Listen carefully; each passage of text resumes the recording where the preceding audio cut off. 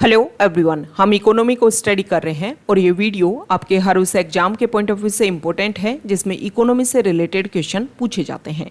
तो अब तक हम डिस्कस कर चुके हैं इकोनॉमी की डेफिनेशन और इकोनॉमी के कुछ टाइप। इकोनॉमी का फर्स्ट टाइप कम्युनिज्म, जिसमें हमने देखा कि यहाँ पर जो इकोनॉमी है वो गवर्नमेंट के द्वारा कंट्रोल होती है। इकोनॉमी का सेकेंड टाइप कैपिटलिज्म, और यहाँ पर हमने देखा कि ओपन मार्केट होता है और यहाँ की जो इकोनॉमी है वो मार्केट फोर्सेज के द्वारा कंट्रोल होती है। ये मार्केट फोर्सेज क्या होते हैं? तो मार्केट फोर्सेस होते हैं demand and supply. Demand and supply क्या होती है? तो डिमांड का मतलब होता है मांग और सप्लाई का मतलब होता है आपूर्ति। अब आप बोलोगे कि मैम हिंदी ट्रांसलेशन नहीं बताना है, आपको इसको एक्सप्लेन करना है, तो एक्सप्लेन करते हैं। सबसे पहले डिमांड को समझो। मान लो आपने एक विश की, आपको लगता है कि आपको एक फ़ोन लेना है, तो क्या विश करने से आपको फ़ोन मिल जाएगा?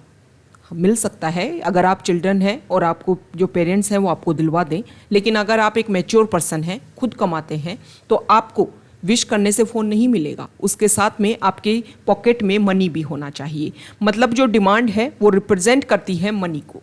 ओके अगर हम ये बोलें कि मार्केट में बहुत ज़्यादा डिमांड हो रही है फ़ोन की, मतलब मार्केट में बहुत ज़्यादा क्या हो रही है, फ़ोन खरीदने वाले लोगों की जो संख्या है वो इंक्रीज़ हो रही है, मतलब लोगों के पास में मनी बढ़ रहा है। ओके तो डिमांड को समझो मनी से। बात आती है सप्लाई की। सप्लाई का मतलब होता है प्रोडक्शन, और प्रोडक्शन किसका होगा? प्रोडक्शन या तो गुड्स का होगा या सर्विसेज का होगा। ये हम डिस्कस कर चुके हैं कि इकोनॉमी में गुड्स एंड सर्विसेज का क्या रोल होता है। ओके तो गुड्स एंड सर्विसेज का जो प्रोडक्शन है, अगर प्रोडक्शन ज़्यादा हो रहा है तो इससे भी जो मार्केट में इकोनॉमी है वो इफेक्ट होगी। आगे हम इन सारी चीज़ों को जब रिलेट करोगे तब आप इनको और अच्छे से समझ पाओगे। सिंपल तरीके से आप ये समझो कि डिमांड एंड सप्लाई में अगर बैलेंस बना रहता है, मतलब जितनी मांग है उतनी अगर मार्केट में सप्लाई हो रही है, जितनी डिमांड है उतनी सप्लाई अगर मार्केट में हो रही है, तो इकोनॉमी जो है वो एक बैलेंस तरीके से मेंटेन रहती है। लेकिन इन दोनों के बैलेंस में अगर कुछ गड़बड़ होती है, चाहे तो डिमांड बढ़ जाए चाहे सप्लाई बढ़ जाए, चाहे डिमांड कम हो जाए चाहे सप्लाई कम हो जाए, तो इसकी वजह से जो इकोनॉमी जो है उसमें भी कुछ फ्लक्चुएशन देखने को मिलता है। इस तरीके से समझो कि मान लो मार्केट में डिमांड जो है वो बढ़ गई, जैसे कि एग्जाम्पल के थ्रू हम समझते हैं। मान लो पहले मार्केट में 1000 पर्सन थे और 1000 फ़ोन की अवेलेबिलिटी थी, तो क्या होगा? 1000 पर्सन को फ़ोन खरीदना है, 1000 फ़ोन है, बैलेंस बना रहेगा, इकोनॉमी में कोई इफेक्ट नहीं पड़ेगा, एक बैलेंस वे में इकोनॉमी जो है आगे बढ़ती रहेगी। लेकिन कुछ चेंज हुआ, मार्केट में जो है वो मनी बढ़ गया, मतलब पहले 1000 लोगों के पास में मनी इतना था कि उनको फ़ोन लेना है, अब 2000 लोगों के पास में मनी बढ़ गया है, मतलब मार्केट में मनी की अवेलेबिलिटी ज़्यादा हो गई है, मतलब डिमांड जो है वो इंक्रीज़ हो गई है और फ़ोन की संख्या 1000 ही है। अब इससे क्या होगा? डिमांड जब ज़्यादा बढ़ेगी और सप्लाई जो है वो सेम है या कम हो गई है, तो इससे पहले जिन फ़ोन की कीमत जो प्राइस है, मान लो एक फ़ोन की प्राइस उस टाइम थी, जब पहले बैलेंस था उस टाइम प्राइस थी 10,000, तो जब पहले 10,000 में एक फ़ोन मिल रहा था, अब 2000 लोग हो गई हैं, 2000 लोगों के पास में पैसा हो गया, तो लोग बोलेंगे मैं 11,000 दूंगा, मैं 12,000 दूंगा, मैं 13,000 दूंगा, और हो सकता है कि एक फ़ोन की प्राइस जो है वो 20,000 या 25,000 तक चली जाए। तो इससे क्या होगा? इन्फ्लेशन बढ़ेगा। तो जब भी मार्केट में डिमांड ज़्यादा हो और सप्लाई कम हो, मतलब सप्लाई से अगर कंपैरिजन करें डिमांड का, तो डिमांड ज़्यादा हो, मतलब मनी मार्केट में अगर ज़्यादा होगा तो इससे जो है वो इन्फ्लेशन इंक्रीज होगा। दूसरी तरफ हम देखते हैं कि अगर मार्केट में सप्लाई ज़्यादा है, मान लो फ़ोन 1000 है और लोग खरीदने वाले पहले कितने थे? 1000 लोग थे, तो बैलेंस था। अब सप्लाई में जो है वो प्रोडक्शन में जो है वो इंक्रीज़ हो गया है, 2000 फ़ोन हो गए हैं मार्केट में और ख़रीदने वाले लोग हैं 1000 ही। अब इससे क्या होगा? पहले जो फ़ोन 10,000 में मिल रहा था, अब 1000 लोग खरीदने वाले हैं, 2000 जो है वो प्रोडक्शन हो गया, 2000 बेचने वाले हैं। तो इससे क्या होगा कि लोग यहाँ पर छूट, ऑफ़र सुनते हो ना आप मार्केट में, ऑफ़र जो है वो ऑफ़र इसीलिए दिया जाता है कि ज़्यादा से ज़्यादा क्या हो? बिक्री हो। अब आप बोलोगे कि वो बेचे ही ना, जब 2000 लोग हों तभी बेचे, ऐसा नहीं होता है। जब किसी चीज़ का प्रोडक्शन हुआ है तो एक इकोनॉमी को मेंटेन करने के लिए उनका जो सेलिंग करना है वो भी ज़रूरी होता है। तो यहाँ पर 1000 लोग हैं अब और 2000 फ़ोन हो गई, तो क्या होगा? लोग जो हैं उनको कम प्राइस में भी फ़ोन मिल जाएगा।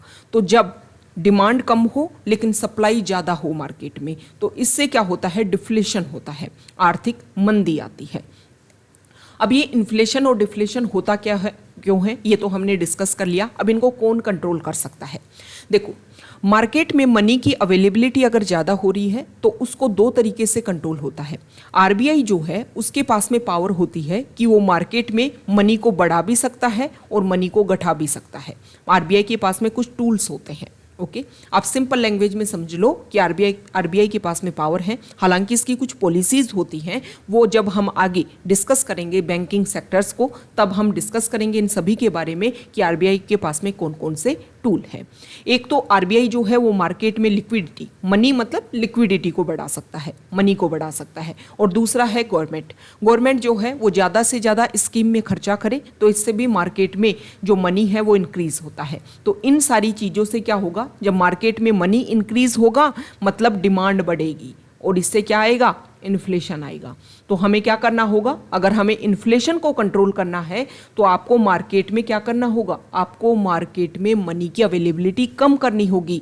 और इसके लिए आरबीआई जो है वो अपने टूल्स का यूज़ करके मार्केट में मनी को कर देगा कम। अब ऐसा नहीं है कि आपके अकाउंट में से रुपए निकाल लेगा आरबीआई, ऐसा नहीं होता है।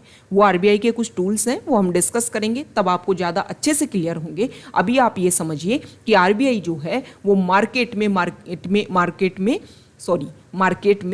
मनी की अवेलेबिलिटी को इंक्रीज भी कर सकता है और डिक्रीज भी कर सकता है। तो आरबीआई जो है वो अपने मॉनेटरी पॉलिसी का यूज़ करके क्या करेगा, मार्केट की जो मनी की अवेलेबिलिटी है उसको कमी या ज़्यादा करेगा। ओके, तो इन्फ्लेशन को अगर हमें कंट्रोल करना है तो आरबीआई अपनी मॉनेटरी पॉलिसी का यूज़ करके इन्फ्लेशन को कंट्रोल कर सकता है। सीधे तरीके से इन्फ्लेशन में आपको सिर्फ मार्केट में मनी की अवेलेबिलिटी जो है वो कम करनी है। ओके, दूसरी बात है डिफ्लेशन। डिफ्लेशन में क्या होता है कि आपको मार्केट में मनी की अवेलेबिलिटी कम हो गई है और सप्लाई ज़्यादा हो गई है, मतलब डिमांड कम हो गई है और सप्लाई ज़्यादा हो गई है। तो आपको वही आरबीआई जो है वो मार्केट में मनी की अवेलेबिलिटी बढ़ा देगा और इससे जो है वो आपकी जो है मनी सप्लाई बढ़ेगी और दोबारा से इकोनॉमी बैलेंस हो जाएगी।